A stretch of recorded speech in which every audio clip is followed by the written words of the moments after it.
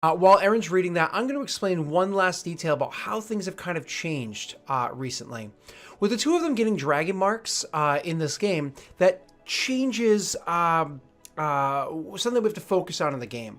Before, you never heard me talk about, aside from maybe a brief description in session 1, you never heard me talk about the moons, the lunar cycles, and things like that. In Eberron, things are a little bit different here. There are 12 moons. As a matter of fact, the sky in general is something incredible to behold, because right around the equator of the entire planet is something called are the shards of Sybaris. These are literally huge chunks of dragon marks or giant crystals made out of or giant hunks floating in the sky made out of crystal that fly all around the equator. And during the nighttime and sometimes during the daytime, you can see them reflecting lights down into the planet, because the planet itself has a ring made out of these. And so it's beautiful to see that floating around. Beyond that, the planet has 12 moons. Each one of the months is named after a moon, and it's the moon that tends to be the most prevalent of that month. Though the moons don't just like hit full moon once a year or any crap like that. They all have their own patterns or whatever that they go through a full moon. And each one of those moons, to one degree or another, is actually linked to a dragon mark. It's actually one of those things where there are theories for how much they linked to a dragon mark, and there's theories for how much they don't.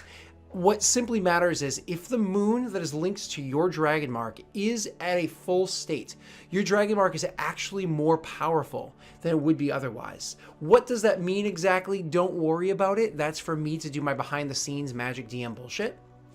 And then when the moon is at a new moon, the one that your dragon mark is linked to, that also means that your dragon mark is a little bit weaker than it usually would be during that point in time.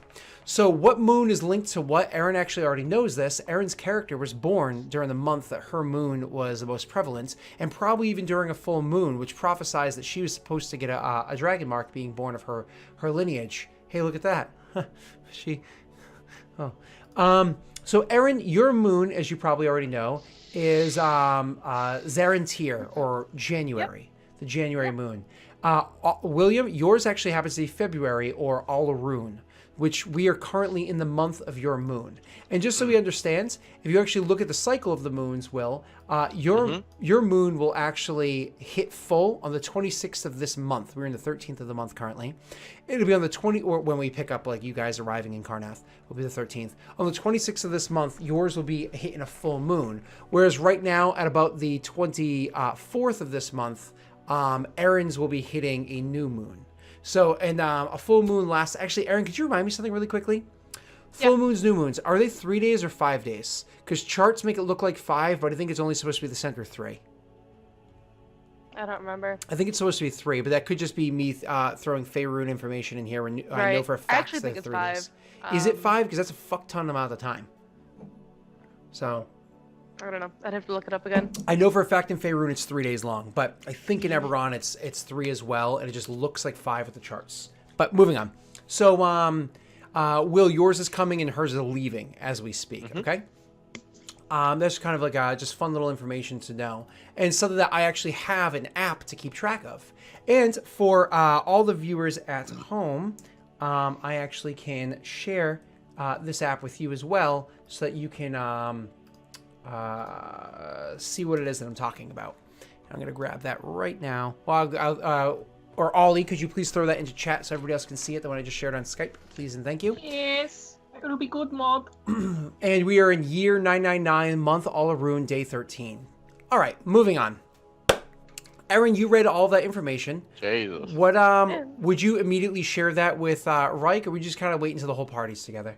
We'll wait until the whole party's together. Sure. And you guys riding on the airship try to get there. It's actually really quick travel to go from Sharn to where you guys are heading, where the Reckonmark Academy is. So, Scott, there's nothing in here about the Duchess. I'm sorry? One of the little tidbits I got before was the Duchess's son is not Oh, around actually, I didn't put any of your original tidbits inside there. Oh, okay. Yeah, because you already had those separate. Okay. There's at least one. Oh, yeah, because I think you had an expansion on one of them, right? Okay, yep. Yeah, because I think one of them just had an expansion on it. So, okay. But the Duchess thing is still true. I just have all my notes pertaining to that off to the side. Okay. So, Wreck and Mark is a. It's a good thing Odette's not here visiting Wreck and Mark. You guys are heading to Wreck and Mark, which on the map of Eberron is the westmost city of Karnath. It actually sits on the other side of a river that once had a bridge spanning it and the lightning rail going through it. That bridge has been destroyed during the war it happens, and there's no longer lightning rail traveling from Thalios to Wreck and Mark. So you guys take the airship, you get there rather quickly. What kind of RP would the two of you have on that airship travel, or would you generally just kind of like keep to yourselves? I probably would have approached Rick to go on this journey with me by saying, "Hey, remember the time I saved your life? Well, time to pay up." So I don't know if he'd be like too keen to talk to me after that exchange. Yeah, I don't like very much people dangling that kind of stuff over my head. I would begrudgingly go because, as she mentioned, she did save my life, but I don't really particularly like her to start with. I find her abrasive. And then her doing this makes me less keen to be friendly with her. That's fair. So yeah, no. Okay, so I'll try to engage you in conversation, just like little bits, like here and there. How do you respond to that? It depends on to what conversation. If it's something like the weather's really nice today, isn't it? It's not gonna be nice later. Sharn was too warm. I like it colder. Aren't you from, like, the south? I hate home. Okay. Alright then.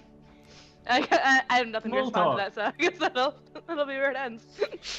Both of your characters are great at small talk is the thing. I'm like, alright, great. So one of the fun things about heading to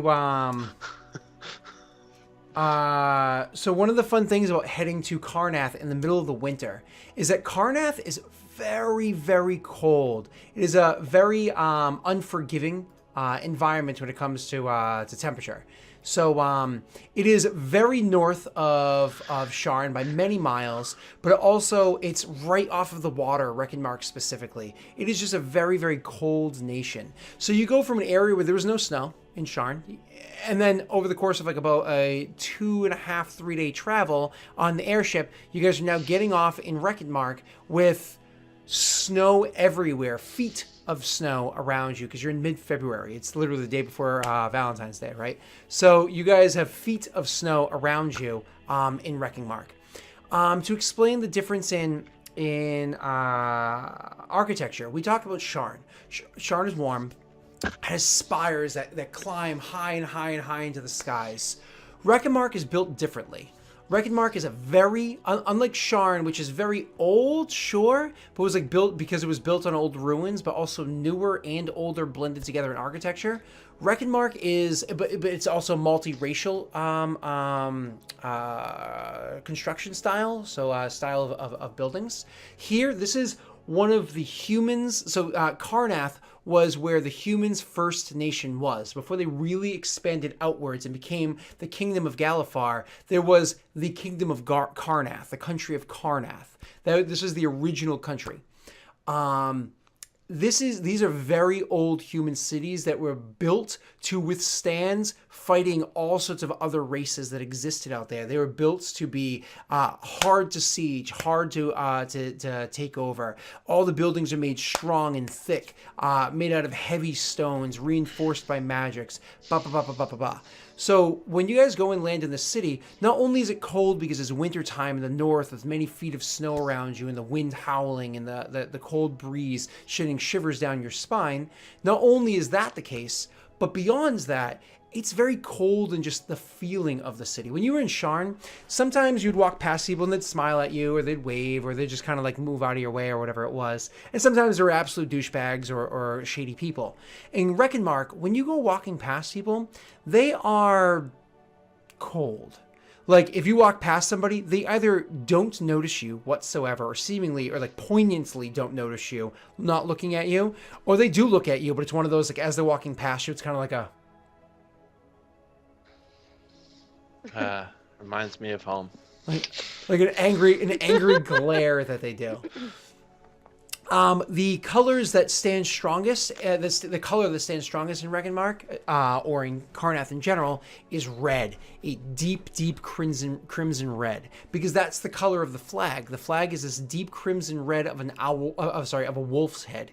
So you'll see a lot of that emblazoned everywhere because they have a lot of national pride for who they are and what they stand for, and blah blah blah blah blah blah blah blah. So you'll see that everywhere. But also in Reckonmark, one of the things that you'd see is a lot of yellows and purples and greens for where House Deneath is prevalent. And House Deneath is actually quite prevalent here. Okay, so that's an explanation of what it first feels like getting here. But you guys are specifically not just coming to Reckonmark the city, you're also going to find your friend in Reckonmark Academy. Now, Reckonmark Academy is not just a random building sitting in the out in the, well, that was weird. It's not just a random building sitting in the middle of nowhere. It's actually a you have to kind of think of what's the word I'm looking for here? Azkaban? No, Azkaban is the fake one. Alcatraz. So it's actually a very large stone building that's cylindrical in shape and stands rather tall, that it exists on an island just off the coast of Reckonmark. So it's actually harder to get to. You literally have to get on a boat to get to it. And when you're there, the number of guards that are posted around it, the number of crossbows that are aimed at you as you approach, and so on and so forth, it's just very overbearing at first. So as you guys are getting into these ships and making your way to into this boat and making your way to Reckonmark, it's actually kind of funny, Erin, for Kieran, because she gets into a boat and the people that are bringing you across the Scion Sounds, which is the name of the river that you're going through. Yep. As you guys are crossing the Scion Sounds to get there, and they're using this boat, it is very much a rowboat to go through the choppy waters that exist here. And you're sitting here and watching them struggle, and you're looking at like the style of boat that they have. You're like, this is not a fucking boat for a river. This is not a fucking boat for choppy waters. This is not the way that you row the boat with pattern. This is not the angle that you approach the island with on this boat. What are you doing? We could have been there in half the amount of time with a fucking 20th the amount of energy exerted. You guys suck. You're noticing that as you're just trying to get to Reckonmark. Go ahead, Erin. I'd probably say all that. Reich? So you guys fucking suck. Reich? The worst. Right. Yeah. I'm all right. Bueller. Do you say anything about this, or you just, she's abrasive and obnoxious? Yeah, that's my response is silence. Cutting silence. So you guys are on the boat traversing, trying to make your way to the academy, because you're going there to collect Luca. Now, Luca is actually finishing up. You had sent word out there, and you'd received notice and messages back and forth. Luke is actually just finishing up his graduation. It had happened a couple days beforehand, but he had to stick around to take care of a few things. And the exciting part about him being able to finish his graduation, actually officially leave Reckonmark Academy as a graduate, is he's actually gifted a black opal ring. And the cool part about having that black opal ring, it means that he is now become a distinguished military leader. It means that he is somebody that has graduated from Reckonmark Academy and has a bit more weight in certain areas because of it. He can usually use that to gain the ear of a war council that respects whatever family he's from. But he's from House Deneath, so he's neutral, right? Moving on. When you guys go there to meet with him, you're going to be able to meet with him in like kind of this meeting chamber where you'll be able to sit and relax and have conversation. It could be, it's actually going to be up to Luca's decision, where you guys could literally meet at a hall where tons of other people are eating. You can have a private chamber where you guys can have more of a private sit-down meal. It doesn't even have to be a sit-down meal. It could be like a study over by a fireplace, or Luca can choose the setting within the academy where you guys meet, and I'll let him get to that in 1 second. But Luca, when you got your dragon mark, you had to make a tough decision because of the new rules that I put out for it that'll be posted on the Obsidian Portal soon. Mm-hmm. Unlike all the other dragon marks, you had to choose defensive or offensive powers. Everybody else is just stuck with the mark powers. What did you choose? I chose defensive. That's amazing. Now, in the House Deneath, because you are now a marked member, you can no longer be an unaligned member of the house. You can easily just be a member of the house, but not a part of a guild. But because you are a marked member, you kind of have your hand forced into a guild. The two guilds that you can instantly walk into are the Blade Bearers, which are, the Blade Marks, which are more or less like the hired mercenaries that are used for going out and fighting wars and so on and so forth. There are the Shield Bearers, which are the defensive members of the ones that usually hired to be defensive or will work on councils to come up with the best defenses of a thing based on your rank, blah, blah, blah, blah. And then there's the third one, which you can't choose to go into. You have to be elected into. It's what your brother is, and that's the Sentinel Marshals. So which one would you have chosen to go into out of the two options that you have? I would have chosen the defensive. Okay, cool. Yeah, it's called the Defenders Guild, I think. Defenders Guild. Yeah, I'm literally looking up right now because I was like, fuck me, I can't remember Blade it. Mark and the Defenders Guild. And Blade Marks, Defenders Guild, and Sentinel Marshals. Yep. Defenders Guild are like their bodyguards is like the lower ranking members, and like Scott said, they can be hired onto foreign militaries to help them with defensive plans and siege tactics, or like anti-siege tactics, I guess is probably more appropriate. Cool. So that's so you would have been signed on to the Defenders Guild, and because you were signed on to the Defenders Guild, you would actually get a pendant, an amulet that you'd wear. And if you're not actively in armor, it would be exposed. You could see it sitting on top of your tunic, clothing, whatever it is that you're wearing. If you are actively wearing armor, usually you would have it etched into whatever armor you typically wear, so it's seen around where the pendant would sit. And it is a mark of a shield that has, depending on how much money was spent on it, the colors of House Deneth put onto it. So people know that you're a part of that guild. It's very obvious. Okay? Okay. So that is what you received. It's a trinket. It's not magical or anything like that. It just shows you're a rank within that guild, and you're not a high rank in that guild right now because you just joined them. But that doesn't matter. Right. Where is it you want your friends to meet you? I like what you said, fireplace type, like, so that way it's like somewhere outside of the library where Stalbor would feel comfortable. Okay, cool. So not in the main library itself, but one of like the studies that would be like perhaps across the hall that you would take books to and have more privacy. Yep. Cool. So this actually is a place where Stalbor would be very comfortable. So most of this first hour was explaining changes and explaining a little bit of the expose of the continent and the world and whatnot itself. But now we go into Kieran and Reich being led down a hallway to meet with their friend Luca. Luca and Stalbor already sitting inside the study by themselves. Perhaps Stalbor has a few books by his side. That's up to you, Stalbor. The two of you already having had drink there with you, had you wanted to bring a bottle in and a couple glasses in and sat there and enjoyed drink and conversation and whatnot. So the two of you just genuinely enjoying conversation, but perhaps a bit excited that your friends are finally joining up with you. So here you guys are, excited, waiting for your friends to walk in. And so what I would like you guys to do for the first time since the first session last season, as you guys open the door and walk in, Reich, please describe yourself to us and how you look with the changes that have happened to you over the course of the last 9 months. Well, Reich has not gotten any taller. He's at his full height. He still stands at his very imposing 6'6". He is a little bit more bulk to him. He's obviously not missed much of his physical training over his time there. However, he also seems more.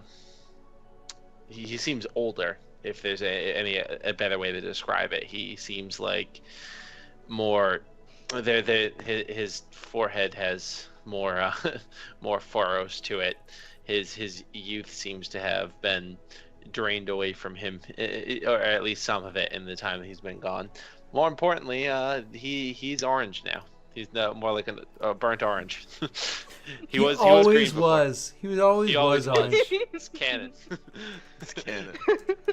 But yeah. Other than that, he's that's pretty much that's him. All right. Erin, could you describe yourself as you come walking in? Yeah, sure. Kieran is wearing far more obvious House Lurendar clothing now.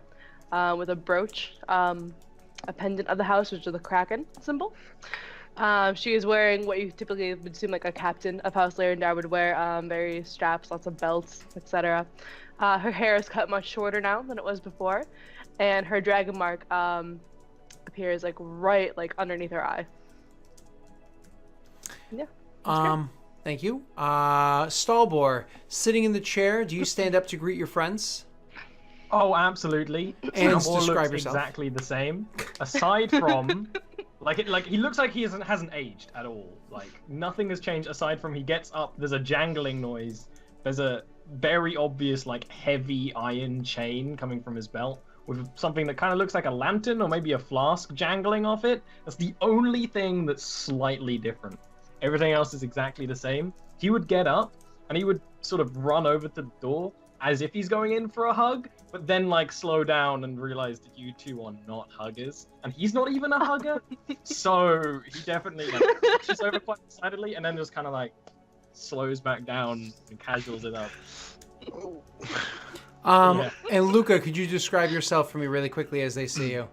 Yeah, so Luca would look pretty much the same with the exception of now he has a dragon mark on the back of his right hand, a little bit aged, and you'd probably notice that his posture and just the way he carries himself is just a bit better, he has a bit more of a presence to him now than he once did, I guess you'd say, through his training. Oh, you got your shit together. That's probably what I would say. No. So what we're going to do is we're going to take a quick break, and when we come back, we're going to start with all of the RP of these characters finally rejoining. So we'll see you guys in a couple of moments. Thank you so much for hanging around for that first hour and all that DM chatter. Blah. We'll see It you was shortly. 2 hours when we started the show. What? It was 2 hours in the first episode of season 1. I know, huh? See you guys shortly.